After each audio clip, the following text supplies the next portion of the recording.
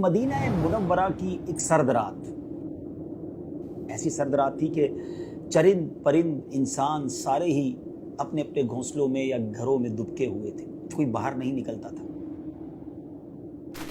मगर इस सर्द रात में दो शख्स मदीने की गलियों में घूम रहे थे। हुलिये से ऐसा लग रहा था कि एक आका है और दूसरा गुलाम है, और चलने का अंदाज ये बता रहा था कि चहल कदमी नहीं बल्कि किसी खास मकसद के लिए जा रहे हैं।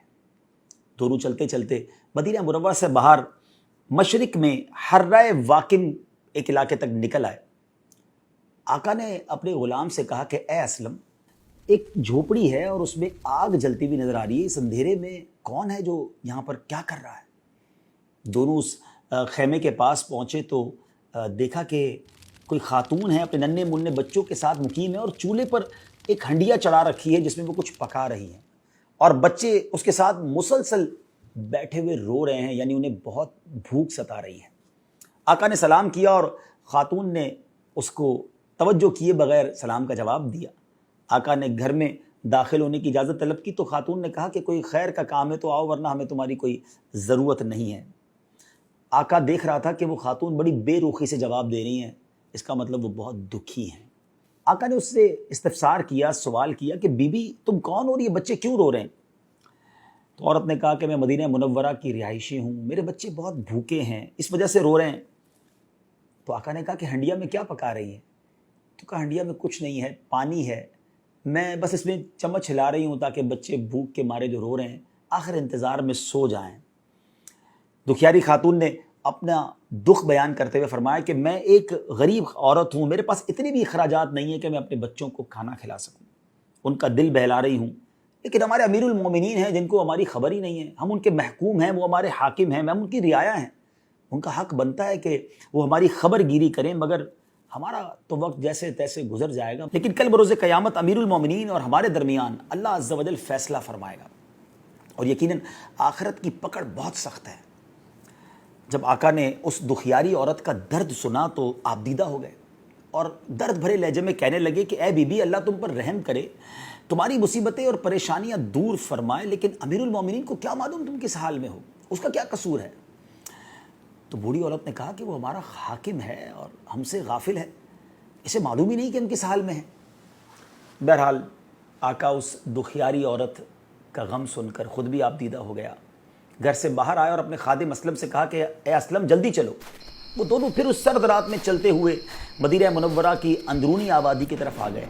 आका बहुत गहरी सोच में था, क्योंकि जो औरत ने हालत ज़ार बयान की थी वो उसकी आप बीती सुनकर उसके दिल पर बड़ा बोझ था। बहरहाल वो आका गल्ले के अनाज के गोडाउन के पास पहुंचा, अपने खादिम से कहा कि जल्दी जल्दी एक बोरी लो, उसमें आटा भरा गया, खजूरें डाली गईं, कुछ रकम भी डाली गई, खाने पीने का सामान भी। और जब ये पूरी बोरी तैयार हो गई तो आका ने असलम से कहा कि एक असलम, मुझे जल्दी से मेरे कंधे पर ये बोरी रख दो। असलम कहता है हुजूर मैं आपका खादिम, आप मेरे आका, बोरी मैं उठाऊंगा। तो एक तारीखी जुमला उस आका ने कहा कि आज इस दुनिया में तो तू मेरे हिस्से का बोझ अपनी पीठ पर उठा लोगे, लेकिन मेरी तकलीफ़ क़यामत के दिन कौन बर्दाश्त करेगा जब कोई किसी का बोझ जान नहीं उठाएगी और किसी को किसी की तकलीफ़ ट्रांसफ़र नहीं की जाएगी। अब इसके बाद ये अजीब हुक्म था कि ग़ुलाम के होते हुए आका ने उस बोरी को उठाया। दोनों फिर तेज़ तेज़ चलते हुए फिर उस बुढ़िया के खेमे पे पहुँचे। अब उसने आका ने जाकर बुढ़िया की झोंपड़ी में, उस खेमे में अपनी बोरी को उतारा, खाने पीने का सामान निकाला गया, हंडिया के अंदर अब बाकायदा खाना बनने लगा। पहले तो पानी गर्म हो रहा था ना, और आका आग भी जलाता रहा, उसे फूंक भी मारता रहा, यहाँ तक कि उसकी दाढ़ी के अंदर से धुआं जो है वो निकल कर बाहर आने लगा।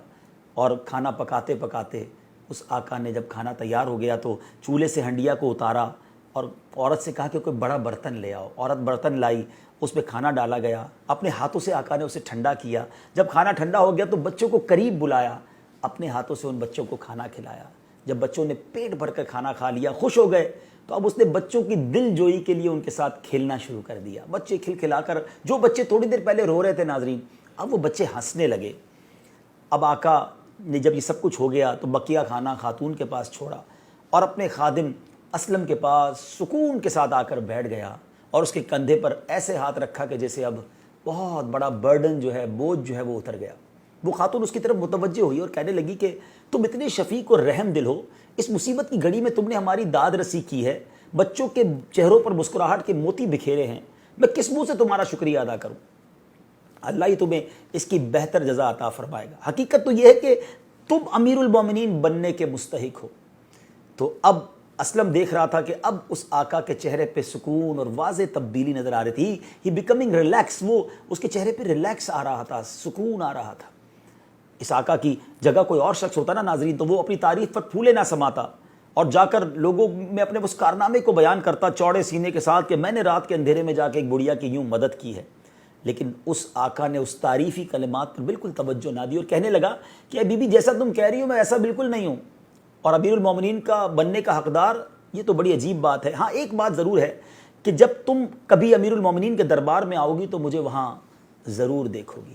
پھر آقا اللہ عز و جل کا شکر ادا کر کے اپنے خادم اپنے غلام اسلم سے کہتا ہے، اے اسلم، بھوک نے ان بچوں کو جگا رکھا تھا اور بھوک انہیں مسلسل رلا رہی تھی، جب میں نے ان کی یہ حالت دیکھی تو مجھے اپنے بچے یاد آ گئے۔ میں نے اپنے دل میں تہیہ کر لیا، پکا پرامس کر لیا تھا کہ جب تک ان بچوں کی بھوک کو ختم نہیں کروں گا، ان روتے چہروں پر مسکراہٹ نہیں لاؤں گا، میں جب تک چین سے نہیں بیٹھوں گا اور نہ ہی واپس اپنے گھر جاؤں گا۔ اور اللہ کا شکر ہے کہ میں اپنے مقصد میں کامیاب ہو گیا۔ ناظرین، یہ آقا اور یہ غلام پھر مدینے کی گلیوں سے ہوتے ہوئے اپنے گھر واپس آ گئے۔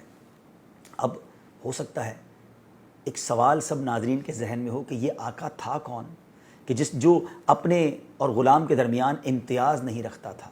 وہ کون تھا کہ جس کے دل میں پیارے آقا کی دکھیاری امت کا جذبہ کوٹ کوٹ کر بھرا ہوا تھا؟ وہ آقا کون تھا جس نے رات گئے ایک غریب و نادار عورت کے خیمے میں جا کر بچوں کے لیے کھانا بنایا؟ ایسا آقا کوئی اور نہیں، ہم سب کے آقا سیدی فاروق اعظم رضی اللہ تعالیٰ عنہ تھے۔ جی ناظرین، یہ وہی ہستی ہیں جن کے بارے میں میرے آقا فرماتے ہیں کہ اگر میرے بعد کوئی نبی ہوتا تو وہ عمر ہوتا۔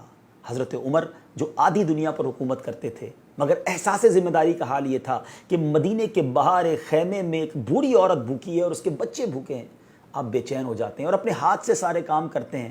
یہ سارے کام کرنے کے بعد بھی اپنا تعارف نہیں کرواتے، احسان نہیں جتاتے۔ اللہ کرے کہ میں اور آپ بھی احساس ذمہ داری اپنانے والے بن جائیں۔